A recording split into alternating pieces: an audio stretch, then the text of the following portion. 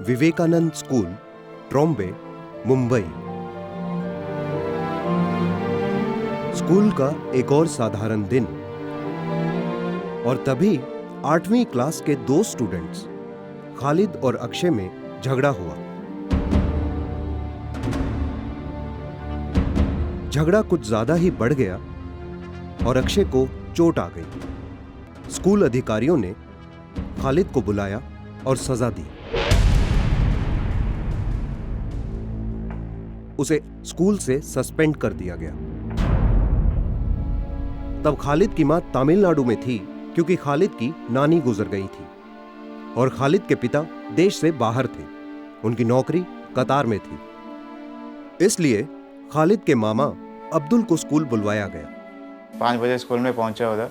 उन्होंने बोला कि इसने अक्षय को मार दिया है, उसने उसको ऐसा पंच मारा है, तो उसको नाक से खून निकल गया है। फिर बाद में लोग ने बोला कि अब इसको स्कूल में क्लास में बैठने दे देंगे 1 हफ्ता, इसको अभी सस्पेंड करने वाले हम लोग।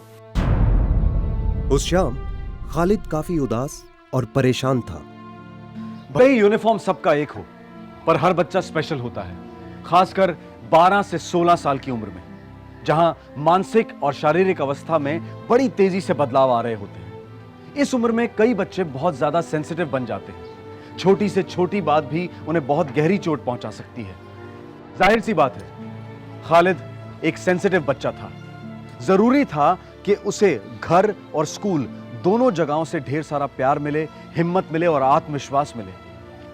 पर दुर्भाग्यवश खालिद के इस सेंसिटिव स्वभाव को समझने की सेंसिटिविटी किसी ने नहीं दिखाई।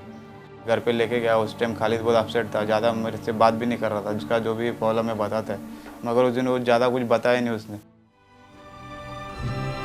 खालिद बिना किसी से बात किए अपनी ट्यूशन क्लास के लिए चला गया।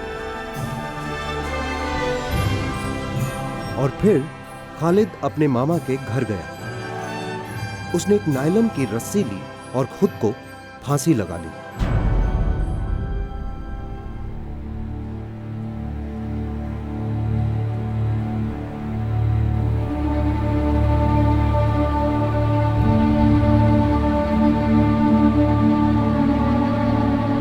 खालिद का शव सबसे पहले उसकी आंटी सुमीना ने देखा। जैसे ही दरवाजा खोली, वो रस्सी में लटका हुआ दिखा मेरे को। मैं बोली मस्ती को लड़का करके नाटक कर रहा है। जैसे ही उसको देखने गई, उसका पैर नीचे लटका, पूरा काला काला हो गया। मैं तो ऐसा डर गई। तो फिर उसके बाद में हॉस्पिटल सब लेके गए। अपने गोद में लेके मैं इधर हॉस्पिटल है, 2-3 हॉस्पिटल है, उधर लेके भागा। धूमराज करके एक हॉस्पिटल है, वो लोग सीधा बोले कि शताब्दी हॉस्पिटल है, वहाँ पे लेके जाओ। शताब्दी हॉस्पिटल गया तो वहाँ पे बोल दिया कि अभी इसका जान निकल गया उसका। खालिद के मामा और सगे संबंधियों ने आपस में सलाह मशवरा किया। उन्होंने स्कूल प्रशासन के खिलाफ पुलिस थाने में शिकायत दर्ज की। 8th स्टैंडर्ड में पढ़ने वाला बच्चा है, 8वीं कक्षा में, क्लासमेट के साथ झगड़ा हो गया। प्रिंसिपल मैडम अनीता भालचंद्र नायर और उसके साथ साथ वहाँ की जो ट्रस्टी है श्रीमती चंद्रिका राजमोहन नायर, ये दोनों ने बहुत गुस्सा किया। खालिद के दिल पे बहुत असर हो गया था। उसने किया था कलम 306 34 भादवी ये सेक्शन लगा के अनीता रामचंद्र नायर और चंद्रिका राजमोहन नायर इनको अरेस्ट किया है।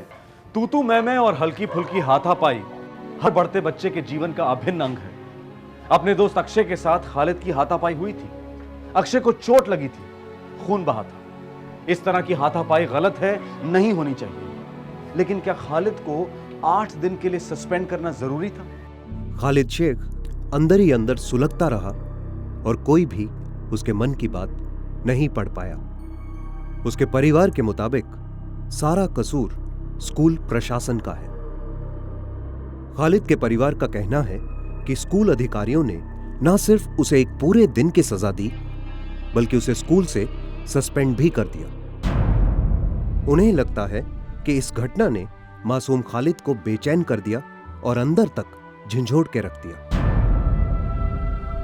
खालिद मेरे को बोल रहा था कि टीचर लोग ने इसे दोपहर से खड़ा रखा बाहर ही, इसको टिफिन भी खाने नहीं दिया, पानी भी नहीं दिया उसको।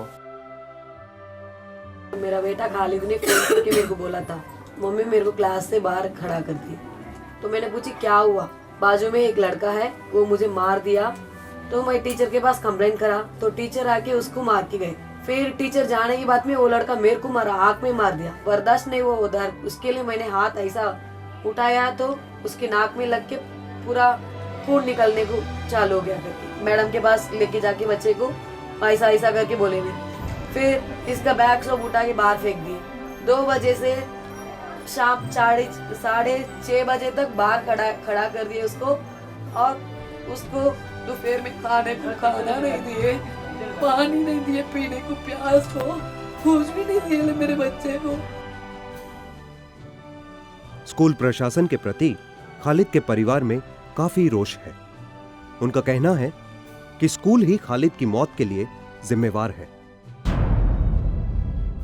क्राइम पेट्रोल ने स्कूल प्रशासन से उनका पक्ष जानने की कोशिश की, मगर उन्होंने चुप्पी साधे रखी। आज शायद सभी को इस घटना पर अफसोस हो रहा होगा। स्कूल के प्रशासन वालों को महसूस हो रहा होगा कि अगर उन्होंने खालिद को इतनी सख्त सज़ा ना दी होती तो शायद खालिद पर इतना मानसिक दबाव नहीं पड़ता। खालिद के परिवार वालों को तो एक ही बात खाई जा रही है, काश खालिद ने अपने दिल की बात उनसे एक बार कही होती।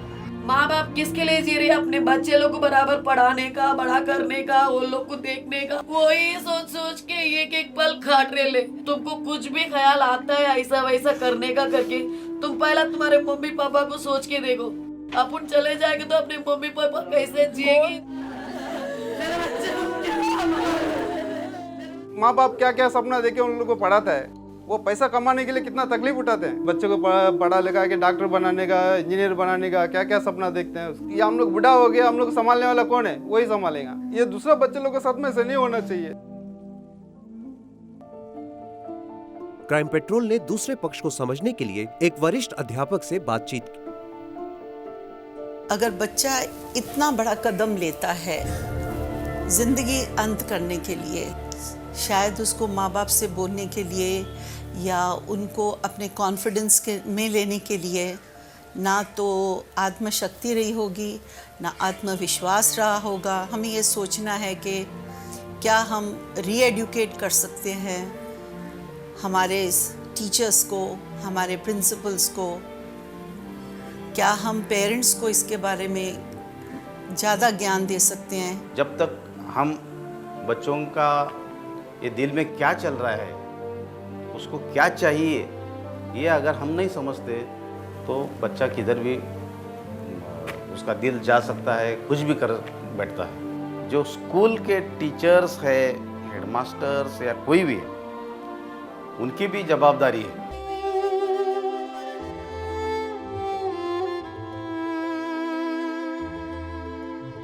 बच्चे दिलो दिमाग से मासूम और नासमझ होते हैं, कमजोर नहीं। क्या हमें उन्हें समझने की थोड़ी सी और कोशिश नहीं करनी चाहिए? क्या हमें उन्हें सिर्फ अपनी ही सुनानी चाहिए या फिर कभी उनकी भी सुननी चाहिए?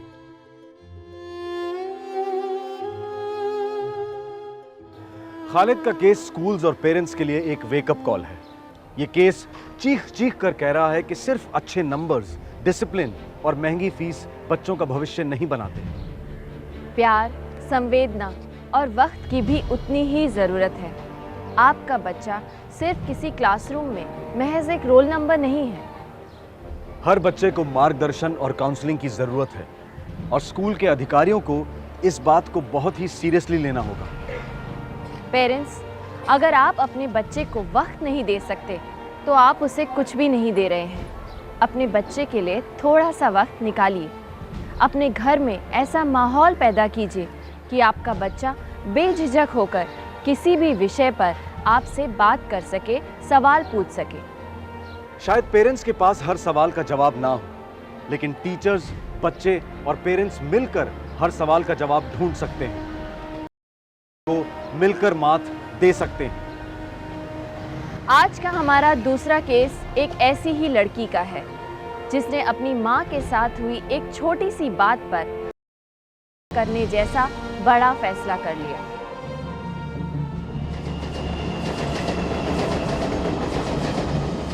Vasai railway bridge, Thane district, Maharashtra. वक्त सुबह के 11:30। एक 18 साल की लड़की सुनीता इस पुल पर बैठी हुई थी। वो परेशान थी। सुनीता मुंबई से कुछ ही दूरी पर स्थित भाईंदर की रहने वाली थी। उस सुबह सुनीता की अपनी मां के साथ बहस हुई और वो गुस्से में घर से निकल आई। एक रात पहले सुनीता टीवी देख रही थी। सुनीता की मां ने उसे टीवी बंद करके पढ़ाई करने के लिए कहा। सुनीता को बुरा लगा क्योंकि वो पहले ही अपनी पढ़ाई खत्म कर चुकी थी, लेकिन फिर भी उसकी मां ने उसे डांटा। सुनीता गुस्से में कमरे से निकल आई। मम्मी को लगा कि मैं पढ़ाई छोड़कर टीवी देख रही हूँ। बस इसी बात से मम्मी ने डांटना शुरू किया और हमारा झगड़ा हो गया।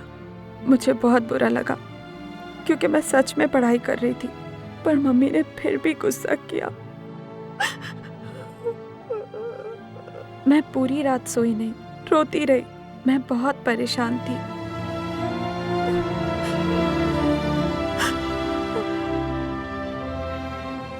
सुबह होते ही मैं घर से निकल आई। मैं गुस्से में थी, नाराज थी मम्मी से। कुछ समझ नहीं आ रहा था। मैंने विरार की ट्रेन पकड़ी, लेकिन नायगांव स्टेशन पर उतर गई। मन कर रहा था भाग जाऊं, कहीं चली जाऊं। मैं चलते चलते ब्रिज के पास पहुंची और आगे बढ़ने लगी। सुनीता वसई खाड़ी की तरफ पुराने रेलवे पुल की ओर बढ़ी। सुनीता ब्रिज की तरफ सिर्फ एक ही मकसद से बढ़ रही थी। अपनी मां के साथ हुए झगड़ों की आवाजें बार बार उसके मन में गूंज रही थी। उस परेशान हालत में वो अपनी विवेक बुद्धि यानी रैशनल थिंकिंग खो चुकी थी। घर पर मां को भनक तक नहीं थी कि सुनीता कितना बड़ा कदम उठाने जा रही है।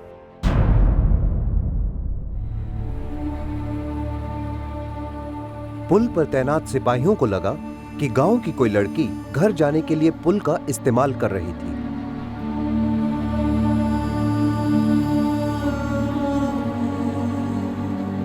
सुनीता चलते चलते पुल के ठीक बीच तक आ पहुंची और वहां बैठ गई।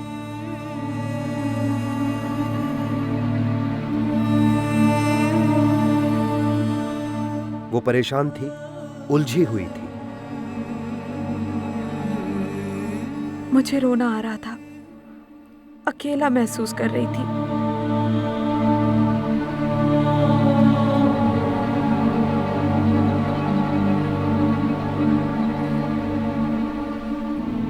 मुझे बहुत डर लग रहा था क्योंकि मुझे तैरना नहीं आता था। जैसे ही सिपाहियों ने उसे पुल पर बैठे हुए देखा, उन्होंने तुरंत उसे आवाज दी और इससे पहले कि सिपाही कुछ कर पाते, सुनीता ने समुद्र में छलांग लगा दी।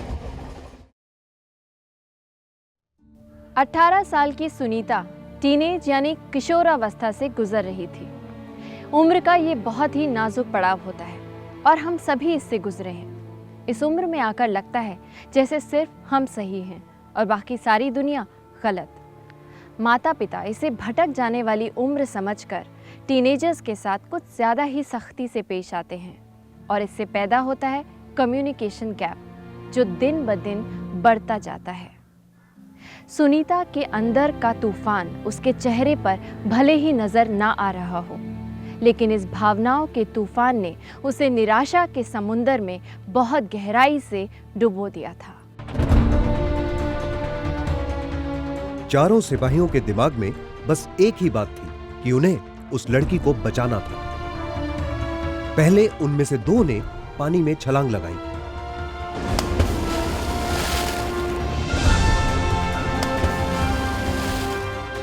वो दोनों सुनीता को बचाने के लिए जूझ रहे थे। पुल पर तैनात बाकी दो सिपाहियों को लगा कि समुद्र की लहरें तेज हैं और काम मुश्किल, इसलिए वो दोनों भी समुद्र में कूद गए। चारों सिपाही सुनीता को बचाने में कामयाब हुए।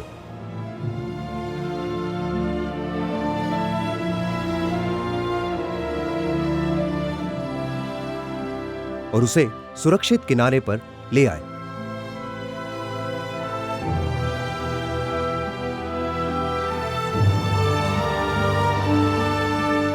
सिपाही सुनीता को पुलिस चौकी ले आए और उन्होंने उसके मां बाप को खबर की।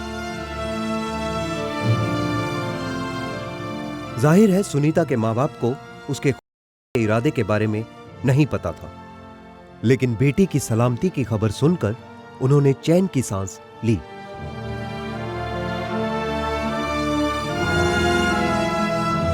जब मैं पुलिस की मदद से घर पहुंची, मम्मी पापा ने मुझे बिल्कुल नहीं डांटा, अच्छे से प्यार से समझाया। जिस समझदारी और मैच्योरिटी के साथ सुनीता के माँ बाप पेश आए वो काबिले तारीफ है। यदि वो सुनीता को डांटते फटकारते तो शायद सुनीता एक बार फिर से मायूसी के जाल में फंस जाती। आज सुनीता को अपनी गलती का एहसास है और उसके माँ बाप भी उसे पूरा इमोशनल सपोर्ट दे रहे हैं। उनकी बेटी की जान बचाने के लिए वो पुलिस के तहे दिल से शुक्रगुजार है। वो मेरे सामने तो पर्सनली आई नहीं, लेकिन फ़ोन से मैंने बात किया था तो शी वॉज क्वाइट हैप्पी। उन्होंने बोली कि अंकल थैंक यू, आपके पुलिस ने हमारी जान बचाई। तो मैंने बोला बेटा अभी फिर से मत करो। तो नहीं, मैं अभी नहीं करूँगी, मैं मेरे मम्मी पापा के साथ ही रहूँगी। क्राइम पेट्रोल पुलिस बल के इस कारनामे को सलाम करता है।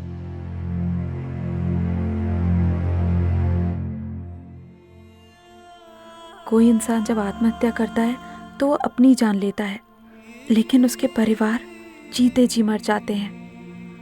माँ बाप को सबसे ज्यादा दुख होता है। कोई सल्यूशन नहीं होता, बल्कि उससे बात बिगड़ जाती है। मेरा बस यही कहना है कि अगर कोई प्रॉब्लम है तो हमें उसे मन में नहीं रखना चाहिए, बात करनी चाहिए। दोस्तों से बात कर सकते हैं, मम्मी पापा से बात कर सकते हैं, या फिर स्कूल में टीचर से भी। में कोई सलूशन नहीं निकलता। मैं शर्मिंदा हूँ, पर मेरी किस्मत अच्छी थी कि पुलिस की वजह से मैं बच गई। पर सारे इतने लकी नहीं होते।